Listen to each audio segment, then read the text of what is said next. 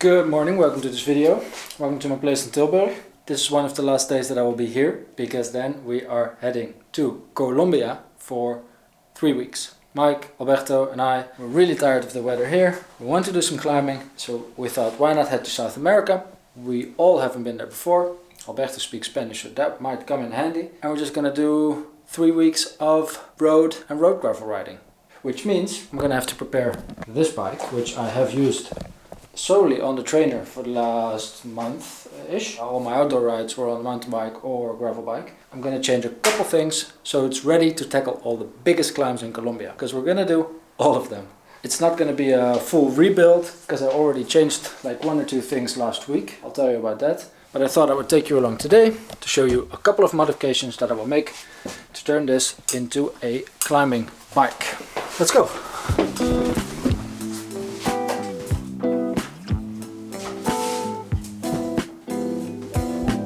Right, so this is what we're working with. I've got my trusty Izalco Max. It's got the regular wheels on it right now that I had on the trainer. The classified system is still installed, but on the trainer I haven't been using it. Outside definitely have been using it. It is great, but I don't think I'm going to use it. And I'll tell you why in a bit.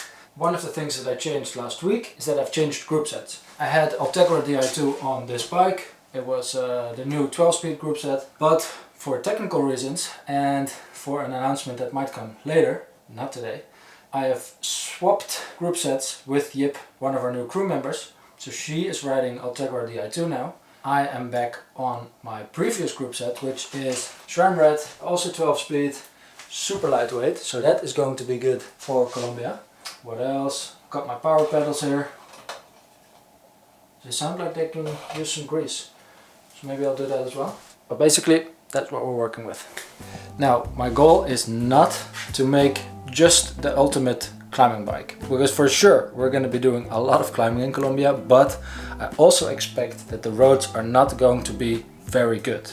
I think we might want to ride a little bit of gravel. I think we might want to visit some remote areas where the road surface is going to be pretty bad. So I want to find a compromise between lightweight climbing bike and big chunky tires, so we can tackle different surfaces without being afraid to destroy the lightest wheels that I have, which are these DT Swiss Chasseral. I've used those in the Dolomites a couple times. They are crazy. They are 100 grams lighter than the other lightweight wheel set that I have, but they're quite narrow. So I think for the 30 or 32 millimeter tires that I want to run, it's going to be better to use this wheel set, which is what I had on my gravel bike. It's also a DT Swiss wheel set. It's called the ERC 35 1100. It's a lot wider. I think it's actually I don't know how wide it is. Google it if you want to know. But I think the 32 millimeter tires are going to fit that much better. What I will do in this video, and it's not something that I usually do, but I'm quite curious, is weigh my bike in the end. Since I'm not going to go for the ultimate lightweight bike, it's not going to be sub 6.8 definitely, but I'm still curious what like a medium lightweight road gravel-ish bike could weigh. So the reason why I'm not using the classified wheel is actually 2 reasons. Reason 1, now that I changed to the SRAM group set, I have a double front chainring. And I didn't really feel like spending any new money on the build that I wanted to do for Colombia.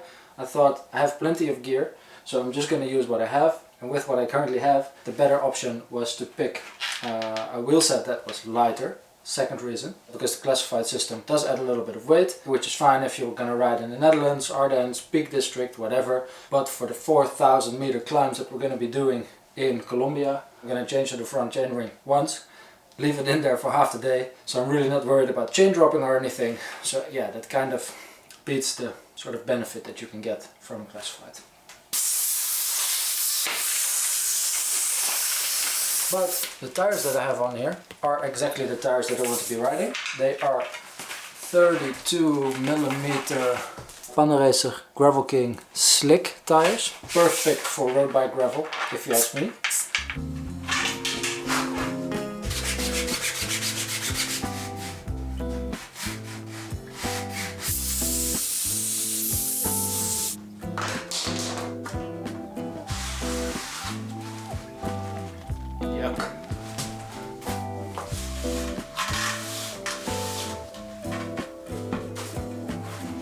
Maybe I'll do the questions why I'm working on the bike. Will you visit any coffee farms while you are there? Definitely. We are going to stay in 3 places, 4 actually. First a week in Bogota. There's a Focus dealer there who helped us organize our trip a little bit, so we're going to do a couple rides with them. Then we're going to travel to Mariquita to ride one of the most epic climbs in the world, the Alto de Letras. 80 kilometers climbing, 4,000 meters of elevation. We're going to do that twice in 2 days. One time up, down the other side. We're going to stay there in a hotel. Next day up again and back down to where we started.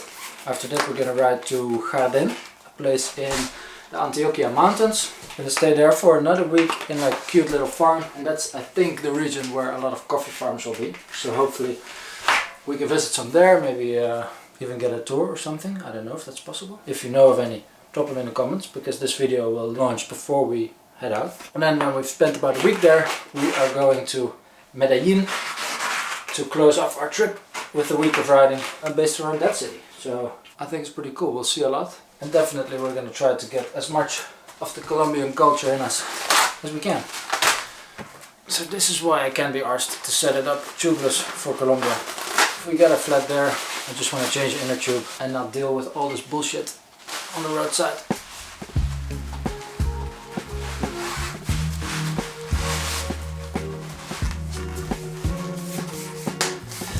This is also a decision I might regret. This is the wheel that I'm going to be using. It has a SRAM Red 1028 cassette. I'm going to leave that on.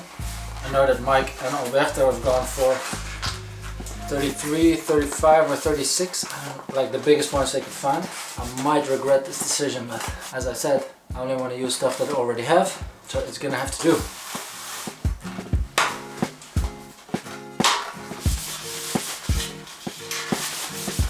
Aero or lightweight wheels, or a mix of both? Well, the height of this rim is 35mm, so it's not exactly aero. It's also not the most lightweight, but it is the widest road rim I have. So it's really a mix of comfort, stability, lightweight. I think this is an expensive wheel set, but for me it might be the perfect sort of all-round wheel set you can find.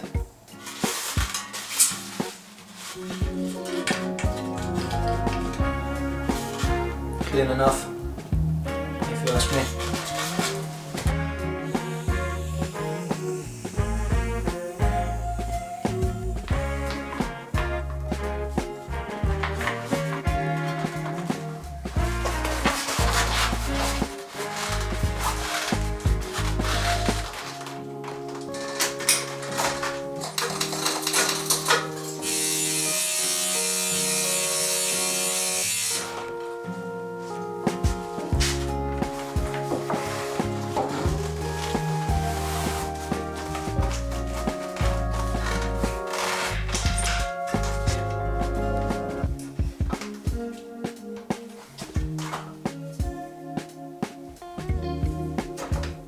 Yay!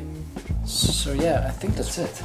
Some of the other lightweight modifications that I made to this bike earlier. Really lightweight handlebars, Easton EC100s. Gotta have the lightweight carbon bottlecages. Gonna remove this for the weigh-in.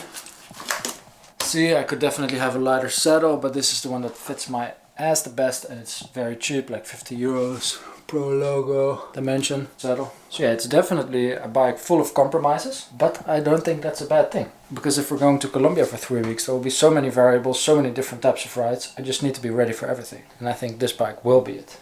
Now, the moment of truth. I've got my little weighing device here. We should do a little competition. Put in the comments what you think the bike will weigh. Whoever is closest gets a cookie. Let's see. 7.635. That's I was expecting it to be heavier actually. That's it. I'm gonna take it down, pump up the tires, go for a little spin, see if everything works, which it should, because I've been using it all the time on the trainer. And then in the next video we will be in Colombia. I'm planning to make quite a few videos there, because yeah, we're gonna be there for 3 weeks, rides every day. See you there, and take care. Ciao.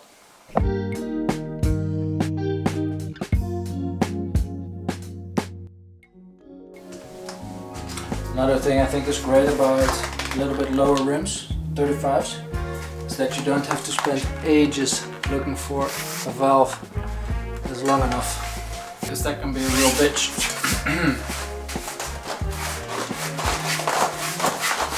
For the 45 and 50 millimeter tires that I normally ride.